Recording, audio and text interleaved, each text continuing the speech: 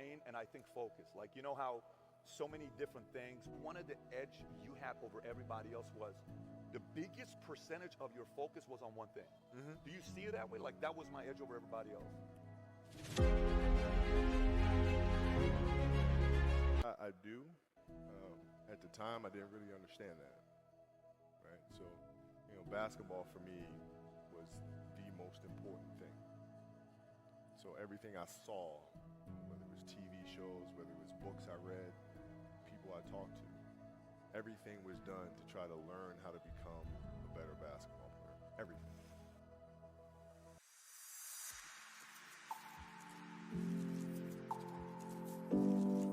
Everything. And so when you have that point of view, then literally the world becomes your library to help you to become better at your craft.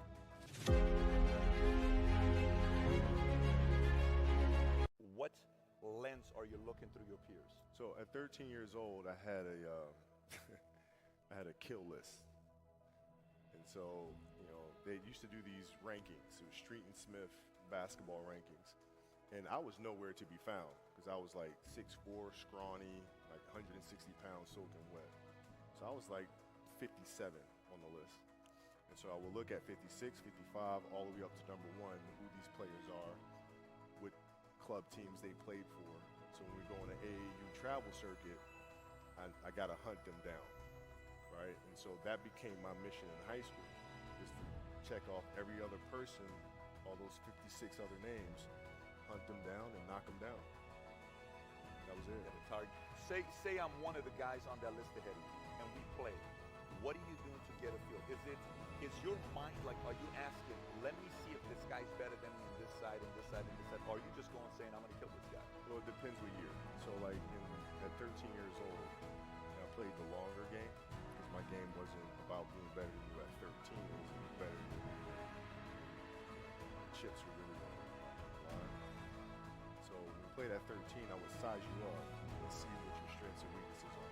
How do you approach the game? Are you silly about it? Are you goofy about it? Are you good at it just because you're bigger and stronger than everybody else? Right? Is there actually thought and skill that you put into it? Right? And when I'd play to my weaknesses. I don't play to my strengths. I play to my weaknesses. Because when you're playing summer basketball, there's so many games. So there's not a lot of skill work being done. So when are you going to get better? When you're playing in competition situations, you're only playing to your strengths. Why? Because you want to win. So what I would do, I was work on the things in those games that I was weak at. Left hand, pull-up jump shot, post game. So I have a strategy. And so then fast forward to when I'm 17 and my game is completely well-rounded, and that player at 13 that I saw at 13 is still doing the same shit at 17, now you got a problem. That's right. And those guys at the same exact way as you did in high school? I did, but you know, in the NBA, it was actually easier. Because what I found in the NBA is a lot of guys played for financial stability.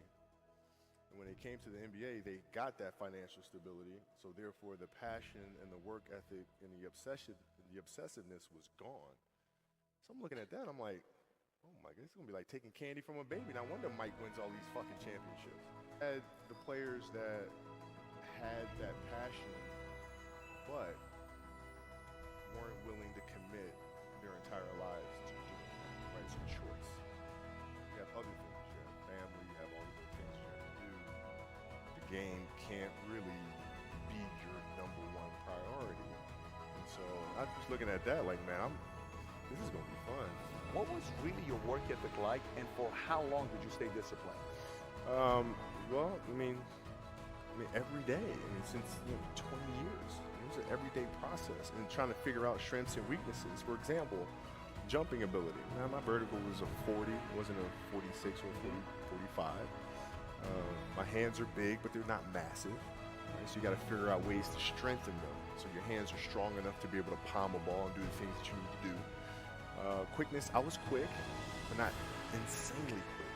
I was fast, but not ridiculously fast. Right? So I had to rely on skill a lot more. I had to rely on angles a lot more. I had to study the game a lot more. And but I enjoyed it though. So like from the time I can remember when I started watching the game, I studied the game, and it just never changed. The game itself it's it's a complicated answer. So there are very tactical things in terms of footwork and geometry of the court. So you're looking at the court and looking at the 45-degree angles that the court is shaped in and how it needs to operate. That's one component to it. So looking at spots on the floor where you can increase your efficiency, right? You can be on the wing, but there's a certain spot on the wing that improves your angle to drive to the basket, right? So that sort of stuff. Footwork of the opposition, looking at the emotion of the opposition, their tendencies, their weaknesses, and all that stuff. Understanding the momentum of the game, how to create momentum shifts, where momentum shifts come from, all this sort of stuff. And then studying outside of that, right? Looking at different industries, looking at conductors, looking at writers, looking at actors and how they get into character, and then how do they keep themselves in that mental space. So looking at different industries, looking at nature itself, and learning from that and how you can incorporate that into the game. Man, it's a lot of studying. What's your process for making a decision? Do you have a flow how you go through making a decision? Depends on the decision.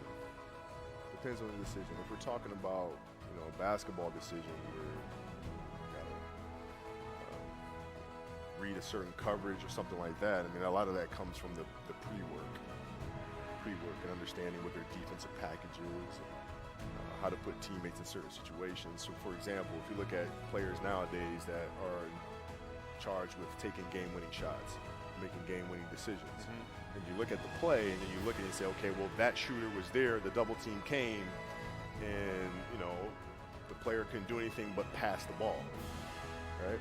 Well, that's because they didn't do the pre-work, right? So when you do the pre-work, you understand, okay, this team in this situation likes to run a double team from this particular angle. All right, so I'm going to clear that side out, force the double team to come from a different angle, move myself to a space on the floor where it's going to take a long time for the double team to come, and now I can circumvent the double team and get to a place on the floor where I can knock down a shot and get to the basket.